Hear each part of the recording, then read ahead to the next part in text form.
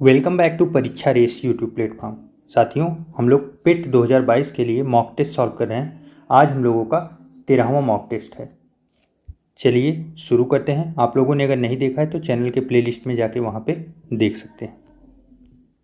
आज का पहला प्रश्न है, निम्नलिखित में से किसको चाल्कोलिथिक युग भी कहा जाता है? चाल्कोलिथिक युग। देखिए, पाषाण काल को 3 भागों में विभाजित किया गया है। पहले पूरा पाषाण काल है, फिर मध्य पाषाण काल है, फिर उसके बाद आता है नवपाषाण काल। नवपाषाण काल के बाद के युग को चाल्कोलिथिक युग कहा जाता है। चाल्कोलिथिक का मतलब क्या होता है? इसका मतलब होता है ताम्र। ताम्र और ताम्रकालीन युग, अर्थात इस युग में क्या हुआ था कि ताम्र का प्रयोग करना इंसान शुरू कर दिया था। जैसे आप समझिए कि पहले ये शिकार करने के लिए या किसी कार्य के लिए पत्थर के टुकड़ों का प्रयोग करते थे, उसको घिस के उसका औजार बनाते थे, फिर उसको प्रयोग करते थे। लेकिन इस युग तक आते आते इंसान पूरी तरह से तांबे के बारे में जानना चालू कर दिया था, जान चुका था अच्छे से, और उसी का प्रयोग करना लगभग शुरू कर लिया था। तो चाल्कोलिथिक युग में सही से देखा जाए तो दोनों यूज होते थे, पत्थर भी और ताम्र भी, तांबा भी। तो इस प्रकार सही जवाब जो बनेगा हम लोगों का ऑप्शन नंबर सी, ताम्रपाषाण युग। नेक्स्ट आइए देखते हैं, हर्षचरित नामक पुस्तक किसने लिखी है? हर्षचरित। देखिए, हर्षचरित पुस्तक जो है वो बाणभट्ट की है। किसकी? बाणभट्ट। और इसमें जो है बाणभट्ट ने वर्धन वंश के जो राजा रहे हैं उनके प्रशासन के बारे में, उनके यहाँ के जो सभ्यताएं संस्कृति थी उसके बारे में वर्णन उन्होंने किया है हर्षचरित में। नेक्स्ट आइए देखते हैं, पानीपत के तीसरे युद्ध में निम्नलिखित में से किसने मराठों को हराया था? महत्वपूर्ण है, पानीपत का तीसरा युद्ध। कौन हारे थे? मराठे हारे थे। कौन हराया था? तो अफगानों ने हराया था। अफगान। सही जवाब जो बनेगा हम लोगों का ऑप्शन नंबर ए। अब यहाँ से ये प्रश्न बनता है कि ये कौन से सन में हुआ था? तो 1761 में। अच्छा, एक प्रश्न और बनता है, अफगान की तरफ से कौन लड़ रहा था? मतलब कौन सा अफगानी था जो लड़ रहा था? तो वो था अहमद शाह अब्दाली। अहमद शाह अब्दाली। और उसके बाद अगर ये देखा जाए कि मराठों की तरफ से कौन था, तो सदाशिवराव जो भाऊ थे, वो लड़ रहे थे, और इसमें मराठे बहुत बुरी तरह हारे थे। तो ये महत्वपूर्ण है पानीपत के तीसरे युद्ध से। पानीपत के सभी युद्धों को आप लोग अच्छे से देख लीजिएगा। नेक्स्ट आइए देखते हैं, 1857 की क्रांति कहाँ से प्रारंभ हुई थी? 1857 की क्रांति, देखिए 1857 की क्रांति मेरठ से हुई थी। पुराना प्रश्न है, पहले के टेस्ट पेपर में इसको हम लोगों ने देखा है अच्छे से। 10 मई को शुरू हुई थी, 10 मई 1857 को। आप पुराने टेस्ट पेपर देख लीजिए, उसमें इस टॉपिक को अच्छे से कवर किया गया है। नेक्स्ट है, इस्तमरारी बंदोबस्त किसने लागू की थी? इस्तमरारी बंदोबस्त। देखिए, यहाँ पे नाम बदल के परेशान करने का प्रयास किया जा रहा है, जबकि इसी बंदोबस्त को क्या बोला जाता था? अस्थाई बंदोबस्त। अस्थाई बंदोबस्त भू राजस्व वसूलने का अंग्रेजों का एक ये तरीका था, तो उसी को बोलते हैं इस्तिमरारी, या और कर दीजिए, और इस्तिमरारी बंदोबस्त और अस्थाई बंदोबस्त। ये लॉर्ड कॉर्नवालिस के द्वारा किया गया था। कॉर्नवालिस। और कौन से सन में किया गया था? तो 1793 में इस्तिमरारी बंदोबस्त लागू किया गया था। नेक्स्ट आइए देखते हैं, निम्न महापुरुषों में से कौन भारतीय जागृति का जनक कहा जाता है? भारतीय जागृति का जनक। देखिए, भारतीय जागृति का जनक जो है राजा राम मोहन राय जी को कहा जाता है। अच्छा, इनको और कई नामों से जाना जाता है, आप लोग ध्यान दीजिएगा। भारतीय राष्ट्रवाद के पैगंबर भी इनको कहा जाता है, भारतीय राष्ट्रवाद का जनक भी कहा जाता है, और आधुनिक भारत का पिता भी कहा जाता है, यज्ञदूत भी कहा जाता है। तो इस प्रकार इनके कई विभिन्न नाम थे, लेकिन सब राजा राम मोहन राय जी को ही संबोधित करते थे। नेक्स्ट आइए देखते हैं, महात्मा गांधी ने 1930 में, पहला फैक्ट यही है, 1930 में क्या हुआ था? सविनय अवज्ञा आंदोलन कहाँ से प्रारंभ किया था? देखिए, 12 मार्च 1930 को गांधी जी द्वारा अहमदाबाद से दांडी के लिए यात्रा शुरू होती है। लगभग 390 किलोमीटर की पैदल यात्रा पूर्ण करने के बाद ये लोग 6 अप्रैल 1930 को कहाँ पहुँचते हैं? दांडी पहुँचते हैं। वहाँ पे नमक कानून का उल्लंघन करते हैं। अंग्रेज़ क्या करते थे? अंग्रेज़ों का कहना ये था कि नमक पे भी वो अच्छा खासा टैक्स लगाते थे। वो अगर मतलब आपका गुजरात में या समुद्र के तट के पास ही तो नमक बनता है। आप सोचिए अगर वहाँ पे आपका मकान है तो आप वहाँ से बगल से नमक उठा के अपने घर में नहीं यूज कर सकते थे। उस पर भी कानून उन्होंने लगाया था। मैं बोलता हूँ कि अगर मेरे घर के पास है तो मैं अपने घर का नमक तो वहाँ से उठा सकता हूँ ना, लेकिन वो भी नहीं करने देते थे। अंग्रेज ऐसे थे। तो उसी का उल्लंघन करने के लिए गांधी जी ने बोला कि नहीं, नमक कानून का पूरा उल्लंघन होगा। जो जो वहाँ पे हैं वो अपनी तरफ से उसको पूरा उसका पैदावार करेंगे, एज ए एग्रीकल्चर की तरह उसको अपना निकालेंगे और उसको मार्केटिंग भी करेंगे। इसी का कानून तोड़ने के लिए गांधी जी ने 12 मार्च 1930 को 390 किलोमीटर की पद यात्रा करके दांडी पहुँचे और दांडी में ही उन्होंने नमक सत्याग्रह शुरू किया, नमक का कानून तोड़ा और वहीं से शुरू होता है सविनय अवज्ञा आंदोलन। तो सही जवाब जो होगा वो दांडी मार्च होगा। दांडी मार्च से ही हुआ था। नेक्स्ट आइए देखते हैं 1904 में क्रांतिकारी संगठन अभिनव भारत महत्वपूर्ण है, संगठित किया गया था। 2 फैक्ट यहाँ पे महत्वपूर्ण है। अभिनव भारत एक संगठन है और ये कब का है? और क्रांतिकारी संगठन है 1904 का। ये 2 फैक्ट पहले इंपॉर्टेंट है, इसको याद रखिए। तीसरा फैक्ट ये है कि इसको शुरू करने वाले कौन थे? तो वो वी.डी. सावरकर थे। कौन? वी.डी. सावरकर जी थे। और कहाँ पे शुरू किया गया था? तो महाराष्ट्र के नासिक में। महत्वपूर्ण है। नेक्स्ट आइए देखते हैं निम्नलिखित में से किस एक ने सुभाष चंद्र बोस को देश नायक कहा था? देश नायक महत्वपूर्ण है, कंफ्यूज मत कीजिएगा गांधी जी से। गांधी जी क्या बोले थे? गांधी जी सुभाष चंद्र बोस जी को कहे थे देशभक्तों का देशभक्त, देशभक्तों का देशभक्त। इसलिए गांधी जी तो नहीं है ऑप्शन में, आप इनको समझ लीजिए, वो गलत होंगे। सही जवाब जो होगा वो होंगे रविंद्रनाथ टैगोर। टैगोर जी ने इन्हें देश नायक कहा था। नेक्स्ट आइए देखते हैं निम्नलिखित में से किस एक्ट के द्वारा भारत में गवर्नर जनरल को अध्यादेश जारी करने की शक्ति प्रदान की गई थी? देखिए ये जो टॉपिक है या ये चैप्टर जो है इतिहास का, खास करके अमेंडमेंट एक्ट वाला अंग्रेजों के समय का, ये सभी एक्ट जो थे ये काफ़ी महत्वपूर्ण हैं। यहाँ से जो प्रश्न बनते हैं यहाँ पे लीड लेना अपने आप को मतलब प्लस में रखना है। इसलिए आप जो महत्वपूर्ण रहे हैं खास करके प्रीवियस ईयर के प्रश्न, उन्हें आप ज़रूर देख के जाइएगा।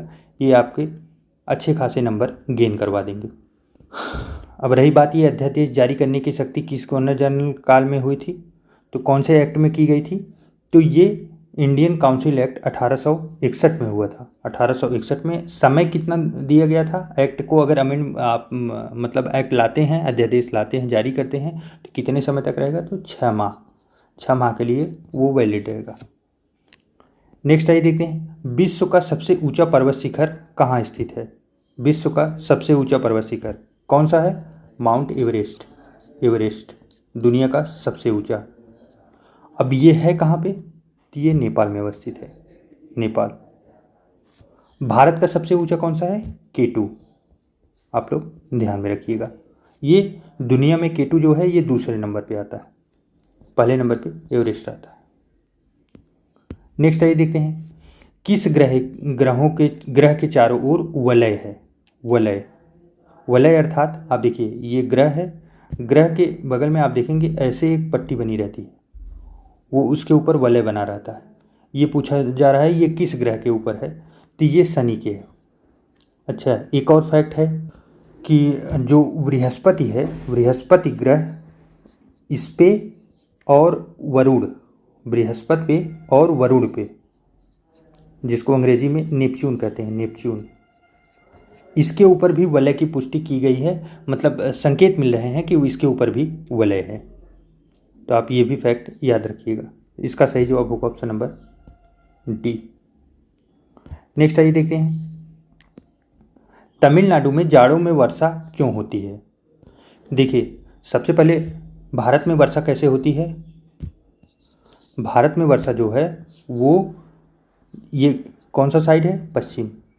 और ये कौन सा साइड है, उत्तर, दक्षिण, ये हुआ पूर्व। जो पश्चिम से उत्तर की साइड हवाएं चलती हैं, इनकी ये नमी लेके भारत में पूरा वर्षा कराती हैं, पूरा मानसून बनाती हैं। लेकिन होता क्या है तमिलनाडु के केस में, ये जब मौसम रिवर्स होता है, खास करके ठंडी के महीनों में। देखिए बरसात कब होती है, बरसात तो होती है वही जुलाई अगस्त से शुरू होती है, जुलाई से शुरू होती है, और दक्षिण भारत में देखा जाए तो जून में ही शुरू हो जाती है। तो यहाँ से शुरू होकर वापसी कब होती है इनकी, तो अक्टूबर नवंबर में वापसी होती है। पौने ये उत्तर भारत से इस साइड लौटती हैं। कौन से साइड, पूरब और उत्तर से।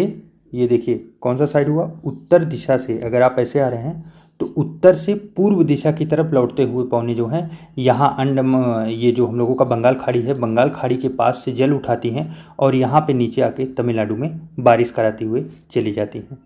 तो इसका जो सही जवाब होगा वो होगा उत्तर पूर्वी मानसून से।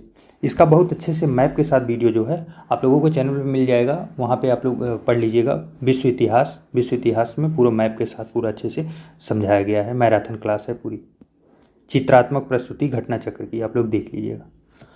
नर्मदा किस ओर बहने की नदी है, नर्मदा किस ओर बहती है। देखिए ज़्यादातर भारत की जो नदियाँ हैं, अगर भारत का मैप आप देखेंगे तो सभी पूर्वगामी हैं, पूर्वगामी।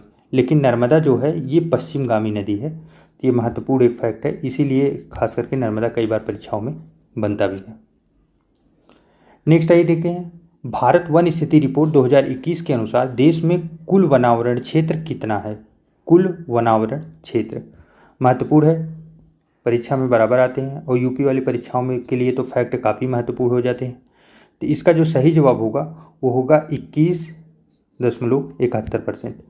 ऑप्शन काफ़ी क्लोज दिया जाता है, ये ऑप्शन भी आप समझिए कि काफ़ी दूर दिया गया है। 21.61 तक कर दिया जाएगा, 61 कर दिया जाएगा, 51 कर दिया जाएगा, इतने नियर बाई ऑप्शन बन सकते हैं। तो आप लोग इसे एग्जैक्ट डाटा याद रखें, 21.71 कुल वनावरण है भारत में, कुल वनावरण। नेक्स्ट है, भारतीय आर्थिक समीक्षा प्रकाशित करता है। पहले का प्रश्न है आर्थिक समीक्षा कौन प्रकाशित करता है, तो ये वित्त मंत्रालय के द्वारा प्रकाशित किया जाता है। आर्थिक समीक्षा को अंग्रेजी में क्या कहते हैं, तो इकोनॉमिक सर्वे कहा जाता है। नेक्स्ट आइए देखते हैं, वित्तीय वर्ष 2020-21 के अनुसार भारत का सबसे बड़ा मक्का उत्पादक राज्य कौन सा है। देखिए ये एग्रीकल्चर के जो उत्पादन हैं और ख़ास करके खनिज संसाधन के हैं, इनके एक बार लिस्टिंग आप लोग जरूर देख के जाइएगा, बहुत अच्छे से देख के जाइएगा। यहाँ से आपके 2-3 प्रश्न आसानी से बन जाएंगे। तो सबसे बड़ा उत्पादक कौन है, तो सबसे बड़ा कर्नाटक है। कौन, कर्नाटक। अच्छा दूसरे नंबर पे कौन है, तो दूसरे पे मध्य प्रदेश है, और तीसरे पे हमारा महाराष्ट्र है। आप लोग इसे भी याद रखिएगा। नेक्स्ट आइए देखते हैं, जीएसटी क्या है। जीएसटी पहले भी हम लोग देख चुके हैं, जीएसटी एक अप्रत्यक्ष कर है। प्रत्यक्ष का मतलब ये हुआ कि आपकी जेब पे सीधा भारित हुआ, मतलब आप इनकम पा रहे हैं 10,000 15,000, उस पर सीधा टैक्स काट लिया गया, तो वो हो गया प्रत्यक्ष टैक्स। लेकिन अप्रत्यक्ष टैक्स ऐसा हुआ कि कोई वस्तुएं, सामान, सर्विस, सेवा आप कुछ ले रहे हैं तो उसमें आपको वो इंक्लूडेड है, ये है अप्रत्यक्ष कर। अप्रत्यक्ष की सबसे बड़ी कमी क्या होती है कि सबके ऊपर समान रूप से लगता है, चाहे आप करोड़पति हो चाहे आप एक गरीब व्यक्ति हो। देखिए आप करोड़पति होंगे तब भी आप मार्केट से बिस्किट खरीदने जाएंगे, पार्ले जी का छोटा पैकेट तो 2 रुपये का ही मिलेगा, जबकि अगर आप एक गरीब परिवार से बिलोंग करते हैं, आप भी जाएंगे तो आपको 2 रुपये का ही मिलेगा। मतलब सबको बराबर टैक्स इसमें देना पड़ा, जितना इसमें टैक्स था उतना ही देना पड़ा। नेक्स्ट आइए देखते हैं, नीति आयोग के अध्यक्ष निम्नलिखित में से कौन है। नीति आयोग महत्वपूर्ण प्रश्न है, पूरे आयोग से बहुत महत्वपूर्ण प्रश्न बनता है, इसमें करंट अफेयर के भी प्रश्न काफ़ी महत्वपूर्ण होते हैं। तो देखिए इसका जो आयोग के अध्यक्ष होते हैं वो नरेंद्र मोदी जी हैं। हमेशा कौन नीति आयोग का अध्यक्ष कौन होता है, वो पीएम होते हैं। पीएम कब से चालू हुआ है, 2015, महत्वपूर्ण। नेक्स्ट आइए देखते हैं, भारतीय रिजर्व बैंक का राष्ट्रीयकरण किस वर्ष किया गया था। रिजर्व बैंक, देखिए रिजर्व बैंक का पूरा इतिहास आप लोग अच्छे से पढ़ के जाइएगा, यहाँ से भी प्रश्न डैम श्योर है बनेगा।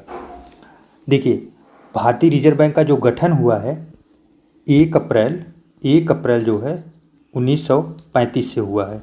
एक्ट कौन सा था, रिजर्व बैंक एक्ट 1934 का एक्ट था, गठन 35 में होता है।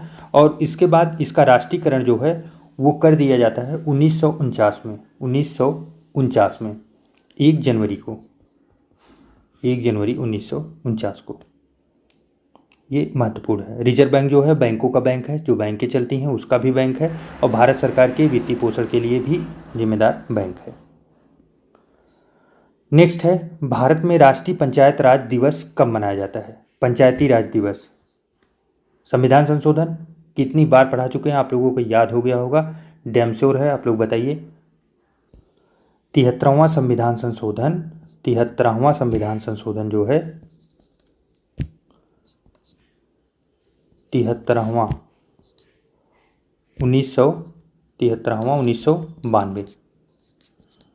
1992 में ही 74वां संविधान संशोधन नगर पालिका के लिए आता है। इसी में पंचायती राज का गठन किया गया है, और पंचायती राज दिवस जो है वो 24 अप्रैल को मनाया जाता है, 24 अप्रैल।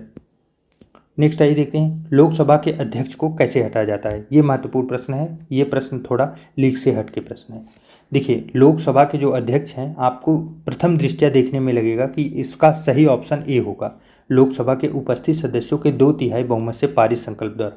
लेकिन ये गलत है। इसमें स्पेशल जो है अमेंडमेंट नहीं होता, स्पेशल ज़रूरत नहीं पड़ती, जबकि इसमें नॉर्मल से ही किया जाता है, नॉर्मल संकल्प पारित करके किया जा सकता है।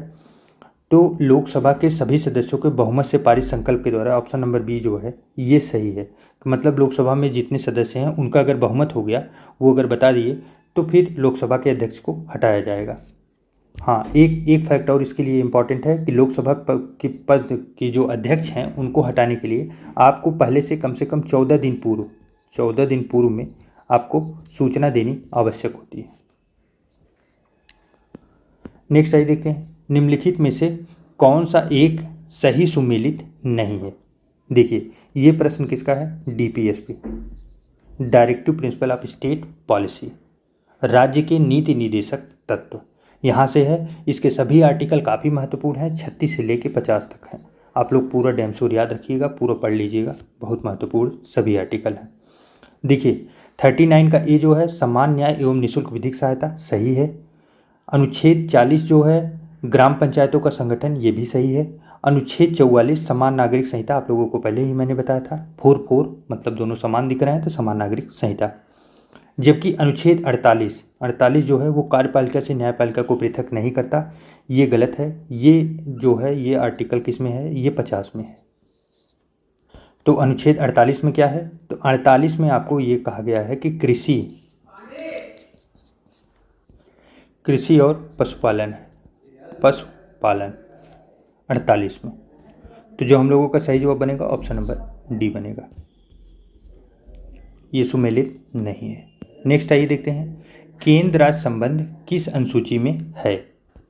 देखिए, इससे पहले ये प्रश्न यहाँ पे बनता है कि ये कौन से आर्टिकल में है। तो आर्टिकल आप लोग सबसे पहले ये बताइए कि 246, देखिए 246 आर्टिकल में केंद्र और राज्यों के बीच जो समझौते हुए हैं सबको विभिन्न प्रकार के विषय बांटे गए हैं, जिसमें आप लोग पढ़े होंगे कि संघ का भी है, संघ का, राज्य का, और जो बचे कुचे हैं उन्हें समवर्ती विषय रखा गया है, समवर्ती विषय। तो इन सभी का जो संकलन किया गया है वो अनुसूची 7 में किया गया है। किसमें? 7वीं में।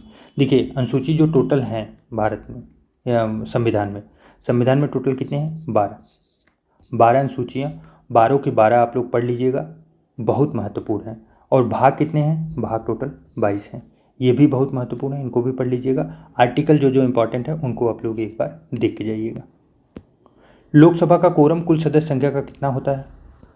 देखिए, कोरम जो होता है वो 1/10 होता है। यहाँ पे कोरम का मतलब क्या हुआ? कोरम का मतलब ये हुआ कि टोटल कितने बच्चे उस संविधान के लिए, होता नहीं जैसे क्लास में होता नहीं कि कितने बच्चे उपस्थित रहेंगे क्लास चालू रहेगी, तो सेम उसी प्रकार से है कि अगर कितने सांसद या विधायक लोकसभा या राज्यसभा में उपस्थित हैं तो उसका कार्रवाई चालू रखी जाएगी। तो वो होता है टोटल 1/10। अगर 100 बच्चे में हैं तो 100 में से अगर 10 उपस्थित हैं तो हाँ कार्रवाई चालू रहेगी, अगर 9 हो गए तो नहीं, कार्रवाई नहीं चलेगी क्योंकि वो उपस्थित नहीं है। अच्छा हाँ, यहाँ पे आप लोग ये जरूर ध्यान दीजिएगा, लोकसभा के साथ ये सेम फैक्टर राज्यसभा में भी लगता है, राज्यसभा। नेक्स्ट आइए देखते हैं, यदि एक बर्तन में तैरती हुई बर्फ पिघलती है तो उस बर्तन में पानी का स्तर क्या होगा? देखिए, सपोज करते हैं एक कोई ग्लास लेते हैं और यहाँ पानी भरते हैं। पानी में एक टुकड़ा आइस का है, ये इस पे क्या हो रहा है, तैर रहा है। तैरते हुए टुकड़ा जब वापस से गल जाएगा, पूरी तरह से वो पिघल के क्या हो जाएगा, पानी बन जाएगा। तो पानी बनने के बाद ये स्तर पानी का, ये पूछा जा रहा है ये स्तर पानी का ऊपर जाएगा नीचे जाएगा क्या होगा। तो ये पानी का स्तर जो है सेम का सेम रहेगा, सेम। ये यूपी पीसीएस का आया हुआ प्रश्न है, आप लोग महत्वपूर्ण है, ध्यान रखिएगा। इसमें कोई परिवर्तन नहीं होगा, क्यों? क्योंकि बर्फ़ जो है वो तैर रही है, तैरते हुए वो उतना ही एरिया कवर करती है जितना पानी पिघलने के बाद होगा।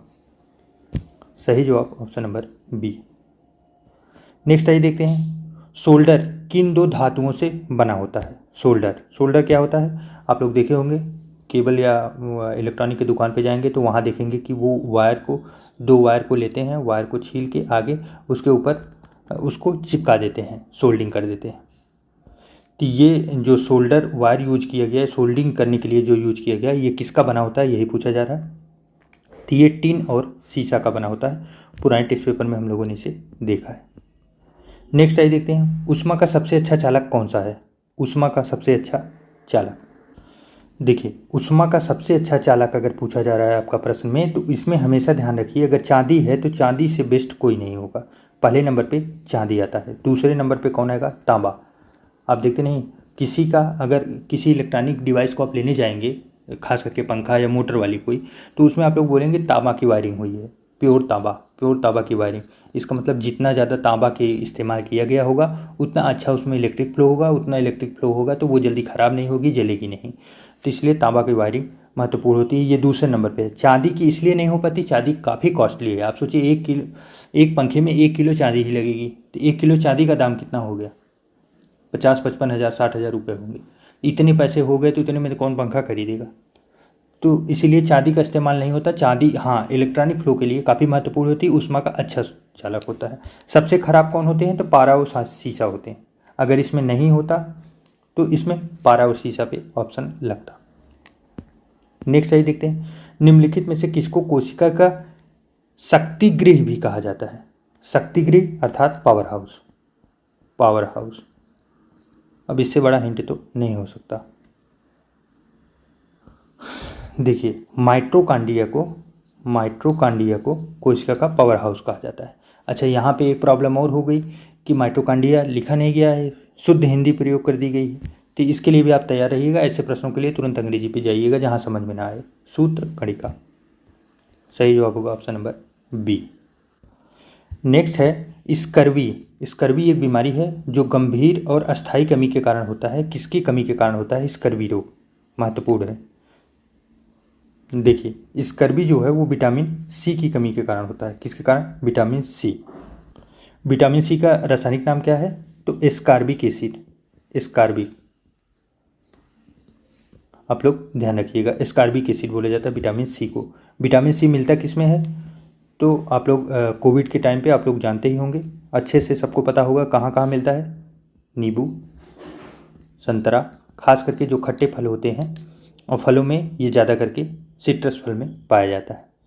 इस प्रकार साथियों हम लोगों का टोटल 30 प्रश्नों का जो टेस्ट पेपर था वो कंप्लीट हुआ। आपके कितने सही हुए आप कमेंट करके ज़रूर बताइएगा। टेलीग्राम से PDF अवश्य डाउनलोड कर लीजिएगा। मिलते हैं एक नए वीडियो में, तब तक के लिए ढेर सारा प्यार और नमस्कार।